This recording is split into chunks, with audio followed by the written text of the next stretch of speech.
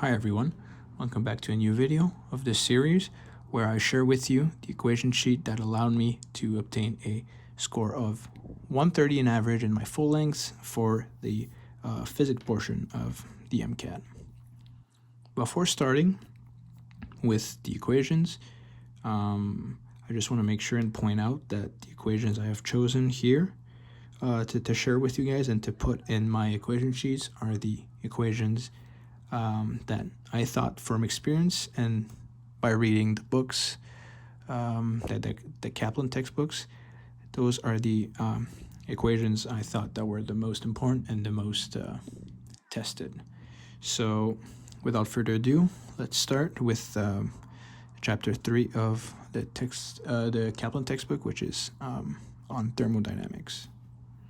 So the first equation here is the 0th law of thermodynamics, which basically states that if object A is in thermal equilibrium with object B, and object B is in thermal equilibrium with object C, then we can assume that object A is also in thermal equilibrium with object C. This basically means that there's no net heat flow between these objects, so they're in thermal equilibrium. Here we have two expansion equation. One is the thermal expansion equation, and the other one is the volume expansion equation. So here we have the thermal expansion equation, which is the change in length is given by the product, the coefficient of linear expansion, times the length of the object, times the change in temperature. And this is given in unit of meters. And the volume expansion equation is very similar to the thermal expansion equation, just different overall. So this one is volume, this one is length, but the change in volume equals to the coefficient of volumetric expansion times volume times change in temperature.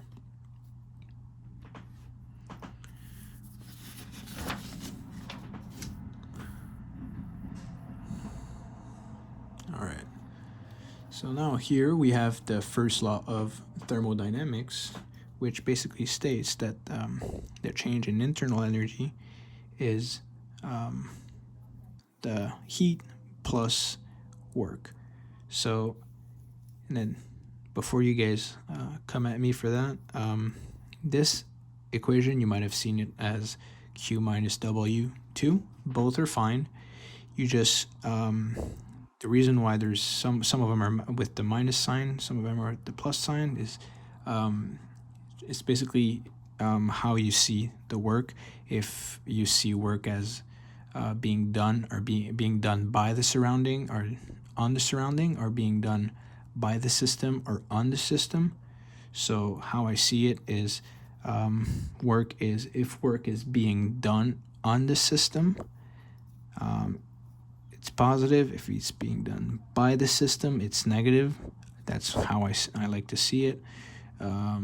It just makes sense because we care about the system, which is the actual thing we calculate, the change in internal energy. So if it does work, if the system does work, then I put a negative because it's gonna use some of its energies to do work, so it's gonna lose energy, right? That's how I think about it.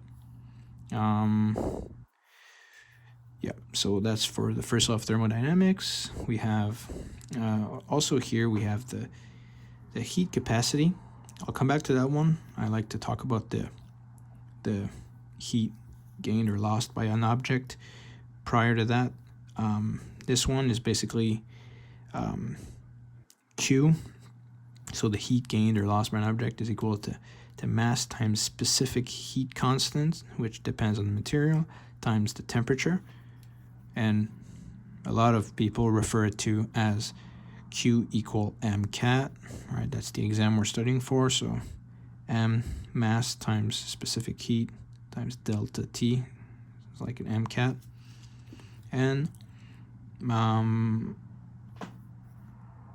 why I want to go back to heat capacity is with the specific heat of a certain material times its mass of that material, we can obtain the heat capacity of that actual material. So these are kind of linked. So the heat gain or loss by an object is Q equal M times C times delta T. So Q equal MCAT. And if what's the specific, or what's the heat capacity of that material, then it's its specific heat times its mass.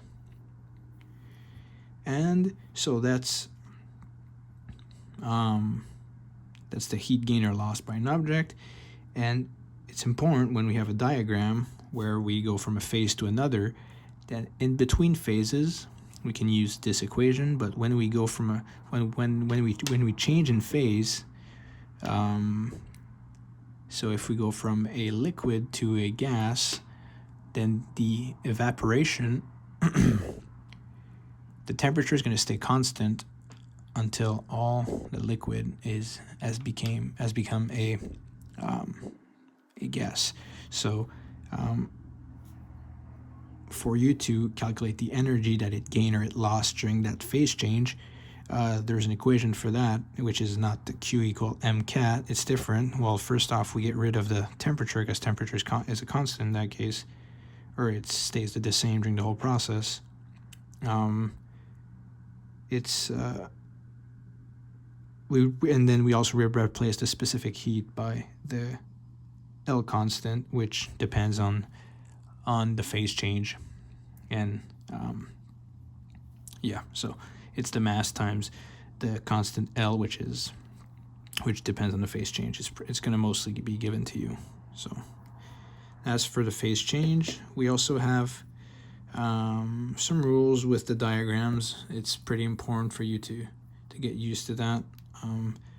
Special form of first law of thermodynamics. So if we have an isothermal form of a system, then we have isothermal, so no change in temperature. No change in temperature basically states that if I go up, no change in temperature, then we have 0 here. So if we have no change in temperature, if this is 0, this basically means that Q is going to be equal to W, so they're going to cancel each other out, right? So no change in temperature, delta U equals Q, or delta U equals 0, so Q equals W.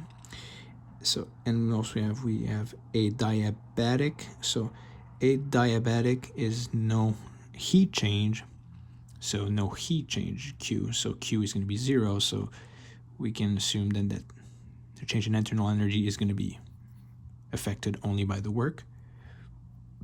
After that, we have isobaric, which is constant pressure. Here I have a PV diagram, so pressure over volume. Pressure stays constant from point A to point B. Volume changes, and the area under this line can be is work. Work P times change in volume is the work done. So that's an example of isobaric, and isovolumetric is similar to isobaric, but it's no change in volume. So if there's no change in volume, then work equals 0. So if volume would be 0 in this case, there's no change in volume, so change in volume would be volume 1 minus volume 1, which would equal 0, so work would be 0. In this case, if we plug this in here, work is 0, so change in internal energy is only related to Q, which is heat. So if you want to test yourself here, so we would have isothermal, and if you said isothermal was